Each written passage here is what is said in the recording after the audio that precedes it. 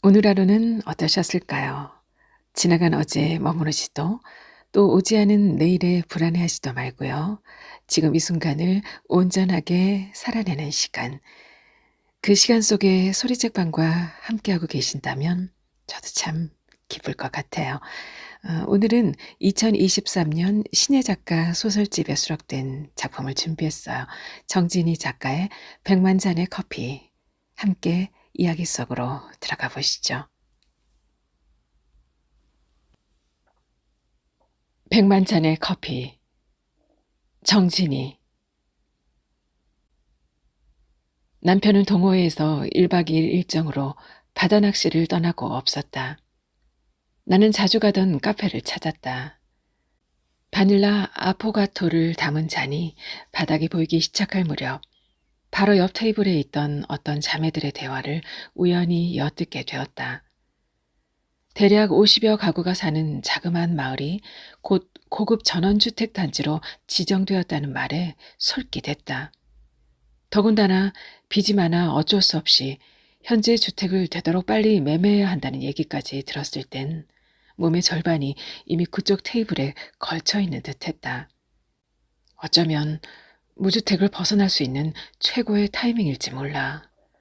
때마침 잠잠하던 팔랑귀가 그토록 기다리던 매물이라고 속삭여오자 나도 모르게 심장이 벌렁거렸다. 사람들은 나를 촉 있는 여자라고 했다. 다소 엉뚱한 면이 있긴 해도 듣기에 나쁘지 않았다. 기왕에 복 있는 여자라고 했으면 더 좋았을 법했다. 그렇다면 용기 내어 말을 해볼까? 초면인 사람들인데 신뢰가 되진 않을까? 나는 생각 끝에 염치를 무릅쓰고 입을 열었다. 실례합니다. 그 주택 제가 사면 안 될까요? 나는 자매들이 앉아있는 테이블 앞으로 다가갔다. 어머, 이 사람 누구야? 그럼 우리가 했던 얘기 다 들은 거예요? 나를 쳐다보는 눈빛이 썩 내키지 않은 듯 위아래로 훑어보더니 홍어 삼합을 씹어 삼킨 말투로 말했다. 불쾌하셨다면 죄송합니다. 의도치 않게 그만. 그래도 그 집을 제가 꼭 사고 싶은데요. 근데 이 동네 시세는 알아요? 매물이 아예 없다는 것도 알겠네요. 그렇다면 지금 당장 계약금 2천만 원 입금할 수 있어요? 그럼 생각해 볼게요. 네? 2천만 원이나요? 없으면 말고요. 아니요. 일단 알겠습니다. 나는 통장 잔액과 마이너스 통장에서 뺄 수 있는 금액을 확인한 후 구두로 계약하고 말았다. 행여 집주인 마음이 흔들릴까 싶어 남편의 허락도 받지 않은 채 계약금을 송금했다. 결혼 후 처음으로 내 집이 생긴 거나 다름없었다. 비록 허름한 주택이긴 해도 마당이는 2층 집이 아니던가. 나는 봄이 오면 마당 곳곳에 작은 꽃동산을 만들고 한여름엔 초록 식물들과 마주하며 햇살 좋은 어느 가을날엔 수고한 열매를 집안으로 초대해 따뜻한 겨울을 맞이할 집을 마음속에 이미 짓고 있었다. 더는 남편과 집 문제로 인한 지긋지긋한 싸움이 없을 것 같았다. 그런데 맙소사 계약서에 도장을 찍고 막 나오려는데 주변이 그린벨트 지역이라서 갈 길이 깜깜하다고 했다. 상상 속에 지었던 집이 무너져 내린 건 순식간이었다. 남편한테 뭐라고 변명해야 할지 아무것도 생각나지 않았다. 그놈의 팔랑귀 때문에 사기당한 게 한두 번이 아니었기에 더 혼란스러웠다. 생각을 좀 더 곱씹어도 뾰족한 방법이 떠오르질 않았다. 포기하자니 계약금 2천만 원과 남편의 성난 얼굴이 겹쳐 나타났다. 나는 잔금을 치러야 할 날이 다가올수록 안절부절 불안했다. 평소에도 굳이 빚을 내어 집을 살 필요가 없다고 말하던 남편은 내가 저질렀으니 알아서 책임을 지라는 듯이 피해갔다. 나는 가슴이 답답하여 바람이라도 쐴 겸 집을 나섰다. 커다란 돌덩이가 가슴을 누르는 것처럼 숨을 제대로 쉴 수가 없었다. 집 근처에 있는 강변을 따라 걸었다. 막 어둑해질 시간인데 배가 고팠다. 눈앞에 보이는 강변 편의점에서 라면을 샀다. 라면에 뜨거운 물을 부어들고 강이 보이는 테이블에 가서 앉았다. 쫄깃한 면발과 남아있는 국물까지 다 먹은 후 나는 뭔가 비장한 각오라도 하듯 힘차게 일어섰다. 아무리 상의 없이 집을 계약했다 하더라도 너무 무관심한 거 아니야? 그러면서 명의는 왜 자기 이름으로 했대? 치사해서 빨리 직장을 구하고 말겠어. 나는 혼잣말을 중얼거리며 몸 한 구석구석에 남아있는 서운한 감정이 누그러질 때까지 좀 더 걸으며 지인들에게 일할 수 있는 곳이 있는지 도움을 청했다. 며칠째 깜깜무소식이었다. 마음만 먹으면 금방이라도 직장을 구할 수 있을 것 같아 잔금은 별 문제가 되지 않을 거로 생각했던 마음이 급해졌다. 가끔 원고 청탁을 받아 글을 쓰긴 했지만 전업주부였던 나는 할 줄 아는 게 별로 없었다. 직장을 구한다는 게 생각만큼 쉽지 않았다. 잔금을 치러야 할 날짜가 임박해오자 슬슬 남편의 눈치가 보였다. 꿋꿋하게 서 있던 자존심이 허리를 굽혔다. 결국 남편의 퇴직금을 털어서 우여곡절 끝에 잔금을 치렀다. 그리고 어느 날 모임에 다녀온 남편이 한 가지 제안을 했다. 나는 선뜻 내키지 않았지만 일단 들어보기로 했다. 우리 집 1층 전체를 근린생활시설로 용도 변경해서 새를 놓을까 하는데 당신 생각은 어때? 청계산 자락 허름한 곳에서 사업할 사람이 있을까? 근데 우리한테 수입이 생기는 거라면 그 방법도 괜찮을 것 같긴 해. 알았어. 이제부터 내가 알아서 할게. 학창 시절 내내 꼴등을 하긴 했지만 그래도 중견기업 출신이잖아. 추진력이 뛰어난 남편은 어떤 확실한 계획이라도 있는 양 의기양양했다. 어쨌거나 당장 수입이 없어 힘들었는데 한시름 놓아도 될 것 같았다. 그즘 삼본에 사는 봉구 씨 부부가 집으로 놀러왔다. 봉구 씨는 공기업 퇴직 후 브런치 카페를 차리는 게 꿈이라면서 진작 바리스타 자격증을 따놓았다고 했다. 봉구 씨 특유의 교과서적 유머를 듣고 있노라면 밥이 코로 들어가는지 입으로 들어가는지 웃다가 끝날 때가 많았다. 평소에 잘 쓰지 않던 근육까지 전달된 느낌이었으니 오죽할까 싶었다. 봉구 씨 부부도 아이가 없었다. 봉구 씨 부부가 돌아간 후 나는 무슨 심술이 나는지 괜스레 가만히 있는 남편한테 쏘아붙이듯 말했다. 일은 잘 진행되고 있는 거야? 이제 거의 다 끝나가긴 해. 왜? 그럼 임대할 사람 있는지 부동산에 내놓아야겠어. 아니야. 아직 내놓지 말고 며칠만 기다려봐. 왜? 빨리 내놔야 세도 빨리 받을 거 아니야. 하여간 며칠만 좀. 뭔가 낌새가 이상했다. 하지만 더는 집요하게 묻지 않았다. 그 사이 우리는 아래층에서 위층 201호로 이사를 냈다. 공기는 좋으나 교통이 좀 불편한 까닭인지 202호는 아직 빈 방이었다. 짐 정리가 끝난 후 남편은 할 일 없이 마당에서 어정버정 하더니 나를 불렀다. 그리곤 시선을 피하는 척하며 말을 이어갔다. 저기 봉구 말이야. 얼마 전에 퇴직금 받은 게 있는데 우리 집 용도 변경 끝나면 거기서 카페를 해보고 싶다고 하더라고. 그러면서 같이 동업하자는 거야. 어차피 나도 마땅한 수입도 없고 해서 생각해본다고 했어. 동업은 좀 별론데.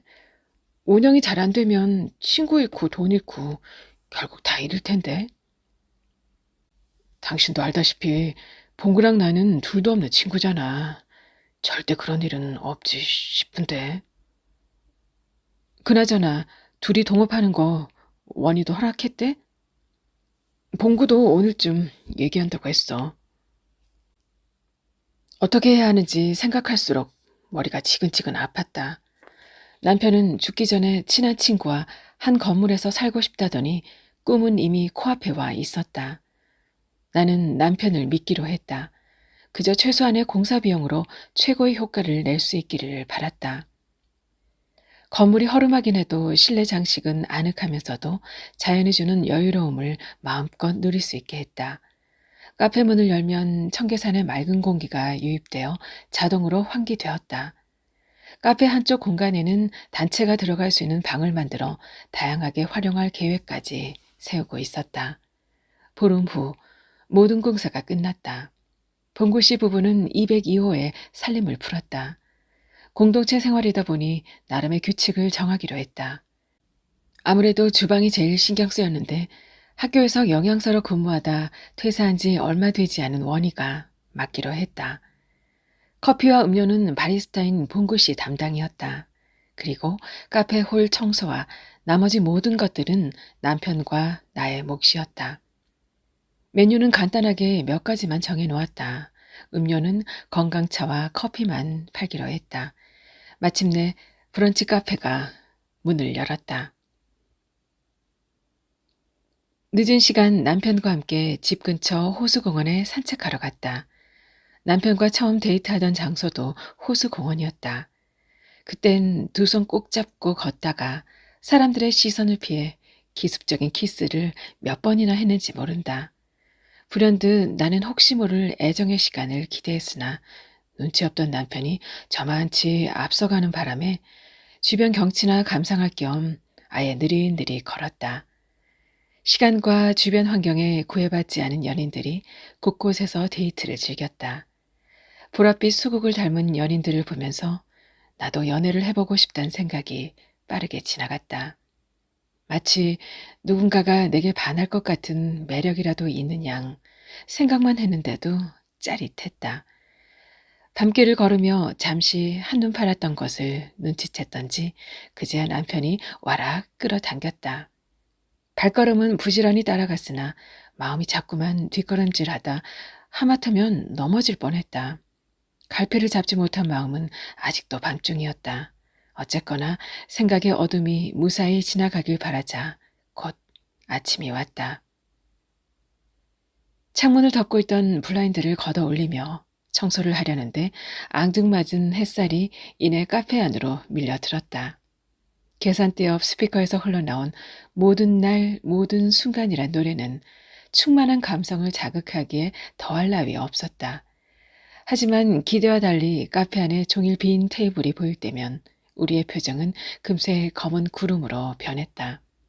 서로 눈치를 보지 않으려고 애를 써봐도 수심 가득한 티가 났다. 나는 이대로 마냥 손님을 기다릴 수 없을 것 같아 남편한테 한 가지 제안을 했다.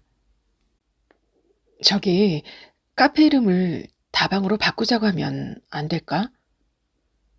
뜬금없이 그게 무슨 말이야? 이 동네는 카페보다 왠지 다방이 더 나을 것 같아. 에이, 그게 되겠어. 요새 고급지고 세련된 카페가 얼마나 많은데. 이를테면 서비스에 차별화를 두는 거지. DJ가 신청곡을 받아 음악을 틀어주면서 손님들과 함께 소통하는 공간을 만드는 거야. 이참에 그토록 당신이 하고 싶었던 음악다방의 DJ가 되어보는 건 어때? 뭐 괜찮은 것 같기도 하고. 일단 봉구랑 의논해 볼게. 다방이라니 생각만 해도 웃음이 먼저 나왔다. 그나저나 봉구 씨 부부가 찬성해야 가능한 일이었다. 다행히 봉구 씨 부부도 좋다고 하여 이름을 바꾸기로 했다. 이제 다방 이름을 어떻게 해야 할지 고민이었다. 한 사람씩 생각나는 대로 말해보기로 했다. 원희가 먼저 말했다. 나는 꽃다방. 이어서 봉구 씨가 말했다. 나는 봉천 음악다방. 봉구 씨의 말이 끝나자마자 남편의 목소리엔 활력이 넘쳤다. 나는 LP 음악다방. 나는 영다방. 마지막으로 내가 말했다. 보안이 모두 자기가 말한 것으로 다방 이름이 정해지길 바라는 눈치였다. 아무도 양보를 하지 않을 것 같아 어쩔 수 없이 가장 공평한 방법으로 정하기로 했다. 다음 날 출입문 한쪽에 스티커를 붙여놓았다. 손님들의 반응에 따라 묻지도 따지지도 않고 수용하기로 한 것. 결과는 LP 음악 다방이었다. 우리는 마음이 분주해졌다. 간판을 새로 맞춰야 하고 실내 장식은 LP 음악다방과 어울리도록 조금씩 손을 봤다. 한쪽 공간에 있던 방을 없애고 그 자리에 당구대를 설치했다. 이윽고 간판에 조명이 켜지자 근사하게 변신한 LP 음악다방이 온화한 자태를 뽐내며 손님을 기다렸다. 목요일 밤, 남편의 고교 동창들이 모였다. 그들은 근처에서 저녁 식사를 하고 LP 음악다방의 오픈을 축하하기 위해 특별히 왔다고 했다. 음악다방을 둘러보곤 누군가가 큰 소리로 말했다. 도봉구랑 양천구가 결국 일을 해냈구나. 멋지다. 그러게 말이야. 1등과 꼴등에 변치 않는 우정이라니. 정말 부럽다, 친구야. 잘 되길 바랄게. 대여섯 명 정도 모인 친구들은 학창시절로 돌아간 듯 진심으로 축하해 주었다. 그러곤 자리에 앉아 한때 공부의 신이라 불렸다던 바리스타인 봉구 씨가 직접 내린 커피를 마시며 신청곡을 적느라 바빴다. 남편은 마치 꿈을 이룬 프로 DJ 같았다. 친구들은 발라드 곡을 신청한 후 당구대가 있는 곳으로 이동했다. 그 중에 한 명이 내게 물었다. 당구 쳐도 되나요? 네, 가능합니다. 한 시간에 얼마예요? 말하자면 딱히 정해진 가격은 없고 한 테이블에 4명 이상의 손님이 왔을 때 그 일행끼리 이용할 수 있는 거예요. 그럼 혹시 서비스인가요? 그런 셈이죠. 손님은 지금 사용 가능합니다. 나는 손님이 묻는 말에 매우 친절하고 부드러운 목소리로 답을 해주었다. 손님들의 눈동자는 이미 당구대에서 이리저리 공을 굴렸다. 손님들끼리 편가르기가 끝나자 곧바로 본 게임이 이어졌다. 당구대를 중심으로 둘러서서 응원하는 사이 신청했던 곡이 흘러나올 땐 몰입하여 듣다가 흥얼거렸다. 때론 큰 소리로 따라 부르기도 하면서 그야말로 딱 그 시절 그 느낌으로 돌아간 듯했다. 최고의 순간을 만끽하고 있는 손님들로 인해 음악다방 온도는 한증막을 방불케 했다. 굳이 젊은 청년으로 돌아가고 싶단 말을 하지 않아도 주어진 환경에 나를 맡길 줄 안다면 그것이야말로 진정한 젊음이 아닐까 싶었다. 게임이 끝남과 동시에 거의 싸우기 직전의 상황에 다다른 목소리가 얼핏 들렸다. 듣자 하니 그들은 서로 당구 점수가 제일 높은 사람만 남부럽지 않은 젊은 청년이라면서 우겨댔다. 나는 피식피식 웃음이 새어나왔다. 왠지 LP 음악다방의 기운을 받았을 것 같은 착각 때문이었다. LP 음악다방은 생각했던 것보다 빠르게 입소문을 타기 시작했다. 하루의 매출은 늘 기대치를 훌쩍 넘었다. 나는 비록 그린벨트에 묶여있는 땅일지라도 주변 매매 물건이 나올 때마다 사두었다. 사실 노래에 관한 남편의 다분한 끼가 없었다면 LP 음악다방으로 변할 수 없었을지도 몰랐다. 그뿐만이 아니었다. 공부의 신은 절대 못 되어도 당구의 신 정도는 될 법한 남편의 당구 실력은 프로 못지 않았다. 덕분에 LP 음악다방에서 남편의 인기는 늘 1순위였다. 특히 중년 여성들의 사랑을 독차지하다시피 했다. 당구 손님이 늘어나면서 당구를 배우고 싶어하는 사람도 많아졌다. 남녀 불문하고 일행이 넷 이상이면 당구대를 사용할 수 있었다. 남편은 기회가 주어진 사람들에게 당구를 가르쳐 주기도 했다. 사용 시간은 1시간이었다. 당구를 배우고 싶은 손님들은 일부러 사람을 모아오기도 했다. 남편은 여자 손님들한테 한없이 친절했다. 굳이 손님들이 앉을 자리까지 따라가 눈웃음을 흘릴 때면 아무리 태어난 척해도 나는 은근히 질투가 났다. 그럴 때마다 나도 모르게 속 좁은 사람처럼 툴툴거렸다. 그러던 어느 날이었다. 거의 매일 오다시피 한 여자 단골 손님이 집요하게 개인 교습을 해달라고 부탁하자 남편은 결국 허락하고 말았다. 손님은 코맹맹이 소리로 남편한테 사장님이라 불렀다. 사장님, 당구를 한 번도 쳐보지 않았는데 가능할까요? 그럼요. 당구는 기분 자세가 굉장히 중요하거든요. 자세만 잘 배워도 어느 정도는 칠 수 있을 겁니다. 사장님만 믿을게요. 자, 먼저 큐를 들고 오른발을 살짝 바깥쪽으로 벌려 중심을 잡고 왼발은 오른발보다 한 걸음 앞으로 한 다음 엄지와 검지를 이용하여 브릿지를 만든 왼손은 앞으로 쭉 뻗는 게 좋아요. 큐를 잡은 오른쪽 팔꿈치는 흔들리면 안 됩니다. 사장님, 근데 팔꿈치가 자꾸 흔들려요. 큐를 잡을 때 너무 힘을 주거나 반대로 너무 약하게 잡으면 그럴 수 있어요. 자, 봐요. 딱 이 정도의 힘 조절이 필요해요. 할 수 없이 약간의 신체 접촉이 일어날 수밖에 없는 상황이었다. 곁눈질로 살짝 본 남편의 표정엔 생기가 돌았다. 계산대에 앉아 듣고 있자니 기분이 상했다. 나는 불어 못 본 척하며 주방으로 들어가 버렸다. 언제부턴가 남편은 시계를 확인하는 버릇이 생겼다.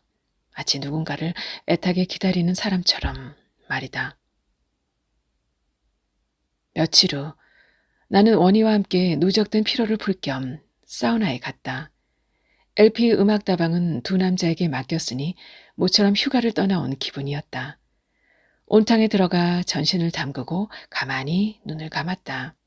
머리에서부터 발끝까지 구석구석 쌓인 피로가 풀어지는 듯 이제야 좀 살 것 같았다. 내친 김에 마사지도 받고 싶어 원희에게 물었다. 원희야, 우리 전신 오일 마사지 받아볼까? 너도 알다시피 내가 여고 시절부터 지금까지 좀 마른 편이잖아. 받고 나면 오히려 더 아프기도 해서 별로 좋아하진 않는데 내가 원하면 그러든지. 원희는 썩 내키지 않은 말투로 답했다. 그런데도 나의 몸은 이미 마사지를 받은 것처럼 청량감이 넘쳤다. 이따 나갈 때 우리 몸이 가벼워 날아가는 거 아냐? 강서진, 넌 그 정도로 받고 싶은 모양이구나? 맞아. 요즘 너무 힘들었거든. 그래, 그럼 그렇게 하자. 원희의 뜨뜻미지근한 목소리가 걸렸지만 마사지 받을 땐 아무 생각을 하지 않기로 했다. 그냥 무의식의 상태로 누워있고 싶었다. 1시간쯤 지나 뼈 마디마디가 이완되고 긴장되었던 근육도 부드럽게 풀리는 것 같았다. 한결 가벼워진 마음으로 밖으로 나오는데 헐레벌떡 마사지사가 뛰어나왔다. 그러더니 원희를 불렀다. 저기요, 노원희 씨. 아까 깜빡하고 말을 못했는데요. 목에 볼록한 게 있더라고요. 검사 한번 받아보시라고요. 그래요? 알려줘서 고마워요. 원희는 별거 아닐 거라는 생각이 들었던지 가벼운 목소리로 인사를 했다. 그나저나 두 남자에게 맡겨놓은 LP 음악다방이 이제 걱정이 된 듯 원희는 다방에 들어서자마자 봉구 씨가 있는 주방으로 향했다. 나는 남편과 눈이 마주쳤지만 남편은 나를 본체만치 하고 개인 교습을 열심히 하였다. 적잖이 당황스러웠다. 아무래도 일주일에 한 번은 쉬는 날을 정해야 할 것 같아 4명이 마주 앉았다. 그동안 홍보하는 차원이라 생각하여 쉬지도 않고 일하는 것에 동의했다. 이제는 안정적으로 자리를 잡았으니 하루라도 빨리 실행하고 싶었다. 나는 자꾸만 원희의 건강이 신경 쓰였다. LP 음악다방의 운영 방식에 대해서도 의견을 나누고 싶었다. 내가 먼저 제안했다. LP 음악다방의 운영을 요일별로 콘셉트를 정하면 어떨까요? 매일매일 다르게요? 봉구 씨는 뭔가 기대하는 눈빛으로 나를 보며 물었다. 네, 맞아요. 이를테면 월요일은 휴무, 화요일, 목요일은 당구를 칠 수 있는 날, 수요일, 금요일은 DJ가 신청곡을 받는 날, 토요일, 일요일은 LP 음악다방 커피에 빠지는 날로 정하는 거죠. 나는 그렇게 되길 바라는 마음으로 또박또박 말을 이어갔다. 좋아요. 괜찮을 것 같아요. 원희가 기다렸다는 듯이 말했다. 다른 의견들이 있으면 지금 다 얘기해봐요. 나는 봉구 씨와 남편의 눈빛을 번갈아 보며 재차 물었다. 일단 서진 씨 의견에 동의하고요. 봉구 씨가 말했다. 저도 동의합니다. 남편이 말했다. 좋아요. 그럼 당장 안내문을 써서 LP 음악다방 출입구 쪽에 붙이기로 해요. 잠시 숨을 고를 시간도 없이 일사천리로 마무리되었다. DJ가 신청을 받는 날엔 눈코 뜰 사이 없이 바빠 영업이 끝나고 나면 탈진하기 직전이었다. 어디 그뿐일까? LP 음악다방 커피에 빠지는 날엔 영혼이 빠져나갈 정도로 바빴다. 그럴 때면 원희의 얼굴에선 나도 잘 알지 못하는 서너 가지 표정이 보이곤 했다. 입안에 공기를 넣었다가 빼기를 반복하는 행동에는 언제 터질지 모를 불만 같은 것이 들어있는 것 같았다. 그러고 보니 원희는 한적한 곳에 가서 하루라도 편하게 쉬었다 왔으면 좋겠다는 말을 종종 했다. 문득 원희가 했던 그 말이 생각났다. 나는 더는 미루면 안 될 것 같아. 병원에 가기 싫어하는 원희를 설득하여 검사를 예약해 놨었다. 이번 휴무일은 원희의 검사 결과가 나오기 하루 전날이었다. 무엇이 되었던지 어떤 결과를 기다리는 동안에는 천국과 지옥을 넘나들었다. 때론 신경이 마비될 정도로 날카롭고 순간순간 불안감은 극에 달했다. 여러모로 긴장된 마음을 잠시라도 잊기 위해 남편을 꼬여 낚시하면 어떨까 싶었다. 한때 동호회에 빠져 가정을 등한시한 전적이 있었으니 낚시에 관한 모든 것은 전혀 문제가 될 것이 없을 거라고 판단했다. 남편은 흔쾌히 대답해 주었다. 그러곤 물었다. 이왕에 가는 거 바다 낚시를 가도 괜찮냐고. 우리는 좋다고 했다. 남편은 한동안 쓰지 않았던 낚시 장비들을 창고에서 꺼내와 승용차 트렁크에 실었다. 궁평항에 도착하여 차를 주차하고 작은 섬으로 들어가기 위해 배표를 끊고 기다리는 중이었다. 그런데 바람이 생각보다 많이 불어 섬보다는 궁평항 피싱 피어에서 낚시해도 괜찮을 것 같았다. 바다 위에 데크가 잘 설치되어 있어 돗자리 하나 깔면 그야말로 바다 낚시를 하기엔 금상첨화의 환경이었다. 하지만 우린 낚싯배 한 척을 예약한 상태라서 꼼짝없이 섬으로 가야만 했다. 한눈에 보기에도 앙증맞은 작은 섬, 이파도의 하늘은 우리를 반겨주었다. 잠시 머물다 가더라도 좀 더 자유롭고 편안하게 쉴 수 있도록 민박집을 예약했다. 민박집 주인이 차를 가지고 마중을 나와 편하게 민박집에 도착했다. 짐을 내려놓고 주변의 경치가 너무 좋아 좀 걸었다. 사람이 많지 않아 한적한 길을 따라 걷다 보니 어느새 작은 등대가 있는 곳까지 올라갔다. 어찌된 까닭인지 바다를 둘러보는 내내 쓸쓸한 생각이 떠나질 않았다. 나는 인적이 드문 탓이려니 하며 내려가던 중이었다. 군데군데 노란 수국이 무리를 지어 내려가는 발걸음을 기어이 불러 세우는 것 같았다. 가까이 다가가 쭈그리고 앉아서 활짝 핀 소국을 만지려는데 꿀벌들이 날아들었다. 나는 벌을 피하려다 뒤로 벌러덩 자빠지고 말았다. 하여간 벌들도 나의 미모를 단번에 알아봤는지 왱왱대며 둘러싸는 것 같아 불이 나게 도망쳐왔다. 선착장에서 낚싯배 주인이 기다리고 있었다. 남편과 봉구 씨는 낚시 장비를 옮겨 실었다. 나도 막 배를 타려는데 원희가 불렀다. 서진아, 난 그냥 여기서 쉬고 있을 테니 잘 다녀와. 아니 왜? 너랑 같이 가야 재밌지. 생각해보니 이따 바로 올라가야 하잖아. 그럼 여기 구석구석을 둘러볼 시간이 안 될 것 같아서. 아, 그렇구나. 그럼 나랑 같이 근처에서 차 한잔 마시면서 그렇게 하자. 나는 원희와 함께 남기로 했다. 어차피 편안하게 쉬는 게 목적이었으니 무리할 필요는 없었다. 그러곤 남편에게 부탁했다. 낚싯배 타고 낚시하는 거 오랜만이지. 그렇다고 너무 흥분하지 말고 예전보다 차분한 마음으로 고기 많이 잡아와. 시간에 맞춰 싱싱한 회를 바로 먹을 수 있도록 준비해 놓을게. 참, 봉구 씨 구명조끼도 잘 챙겨주고. 알았어. 바다에 있는 모든 먹거리를 싹 쓸어 올 테니 이따 보자고. 벌써 기대되는걸? 조심히 잘 다녀와. 우리의 대화가 끝나고 두 사람을 태운 낚싯배가 멀어져 갔다.